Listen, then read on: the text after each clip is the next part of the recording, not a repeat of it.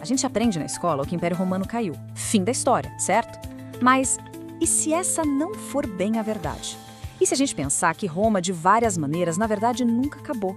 Que o fantasma do Império ainda vive bem debaixo dos nossos pés e na nossa frente.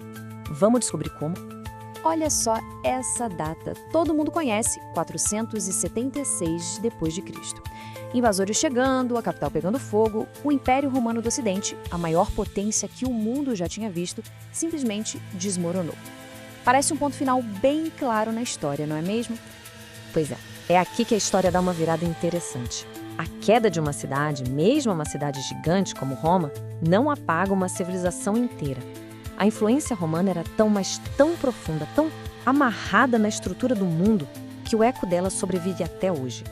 Vamos começar pelas provas mais concretas, aquelas coisas que dá para ver e tocar. Pense nisso como o fantasma na máquina do nosso mundo moderno, a presença silenciosa de Roma, que ainda está por toda parte. 300 mil quilômetros. O que é isso? Bom, esse é o comprimento da incrível rede de estradas romanas. Só para ter uma ideia do que isso significa, é o suficiente para dar a volta na Terra mais de 7 vezes. E olha, não eram só estradinhas, não. Eram as verdadeiras artérias do Império. Por elas, os exércitos marchavam, o comércio corria solto e, o mais importante, os impostos eram recolhidos para sustentar tudo aquilo. Aquela famosa frase, todos os caminhos levam a Roma, não era só uma metáfora, era a pura realidade da engenharia imperial. E pasme, muitas das nossas autoestradas hoje em dia foram construídas em cima dessas fundações romanas. E essa engenharia genial não parou nas estradas. A arquitetura romana deixou uma marca tão, mas tão forte, que ela continua moldando o nosso mundo de jeitos que a gente nem para pensar. Olhem só para o Coliseu. Aquele formato oval, os assentos em vários níveis. Não era só bonito, era um projeto genial para controlar multidões e dar a melhor visão para todo mundo. Soa familiar? Pois é exatamente o mesmo princípio por trás dos estádios modernos, como o famoso estádio de Wembley. A engenharia do entretenimento de massa, gente, foi aperfeiçoada há 2000 anos. Essa mesma lógica vale para os símbolos de poder.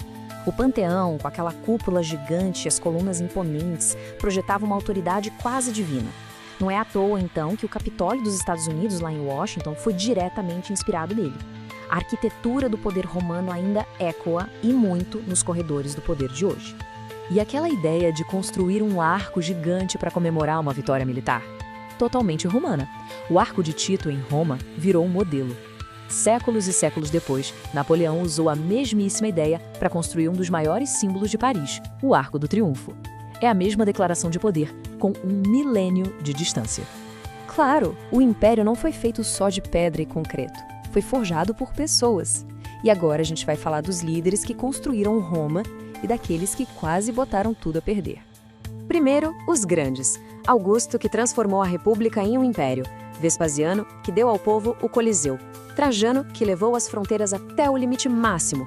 E Constantino, que teve a jogada de mestre de fundar uma nova Roma em Constantinopla, o que deu mais 1000 anos de vida para o império. Mas para cada grande construtor, parece que tinha um tirano.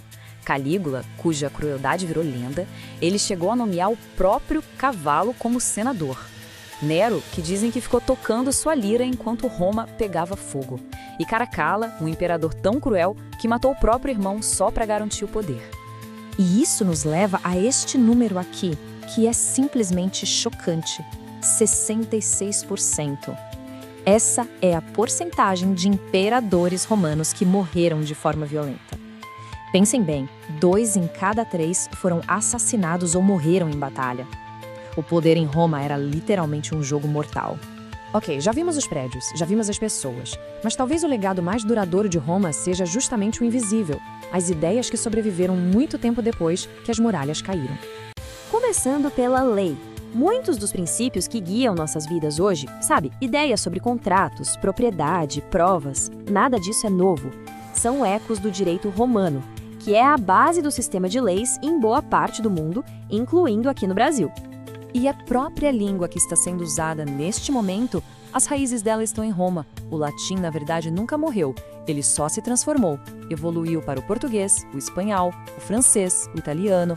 As palavras do Império ainda vivem na nossa boca. Até o jeito como a gente mede distância vem de Roma. A palavra milha vem do latim milha passus, que significa 1000 passos duplos, a distância que um soldado romano marchava.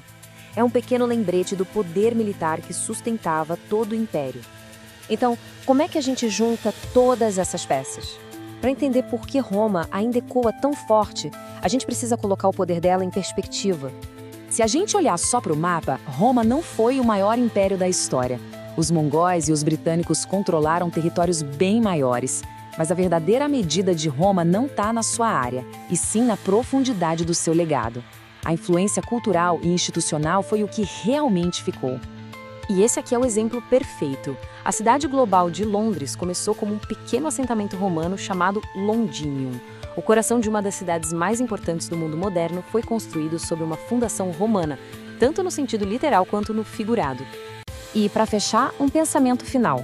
Em séculos de história, com dezenas de imperadores, só 3 se aposentaram por vontade própria. Um deles, Diocleciano, quando um grupo foi implorar para ele voltar ao poder, deu essa resposta aí. Fica a reflexão sobre poder, legado e a busca por uma vida mais simples. No fim das contas, o que realmente dura? O império ou o jardim?